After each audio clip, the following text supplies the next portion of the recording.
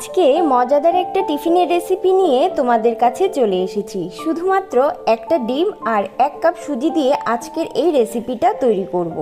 সবার প্রথমেই নিয়ে নিচ্ছি একটা রুম টেম্পারেচারে থাকা ডিমটাকে ফেটিয়ে এর মধ্যে দিয়ে দিচ্ছি 1/4 কাপ চিনি। চিনির পরিমাণটা আপনারা আপনাদের পছন্দ অনুসারে ব্যবহার করতে পারেন। দিয়ে দিচ্ছি 1/4 টিস্পুন নুন।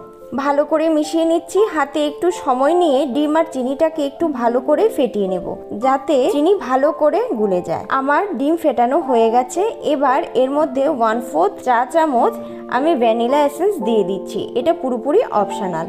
দিয়ে দিচ্ছি 1/4 কাপ গুঁড়ো দুধ। এবার 1 কাপ পরিমাণের সুজি আমি এর মধ্যে দিয়ে ভালো করে মিশিয়ে নিচ্ছি। সুজিটা আমি আস্তে আস্তে অল্প অল্প করেই দিচ্ছি।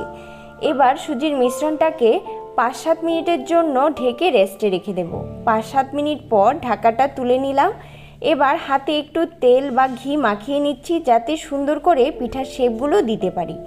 এইভাবে অল্প অল্প করে সুজির মিশ্রণটাকে হাতে নিয়ে গোল গোল করে বলের আকারে গড়ে রেখে দিচ্ছি।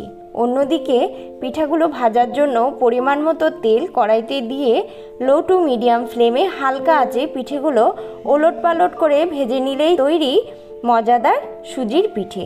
আমার আজকের এই চটজলদি পিঠার রেসিপিটা যদি আপনাদের ভালো লেগে থাকে, তাহলে অবশ্যই একটা লাইক, কমেন্ট আর সাবস্ক্রাইব করে চ্যানেলটার পাশে থাকতে অনুরোধ রইল। ধন্যবাদ।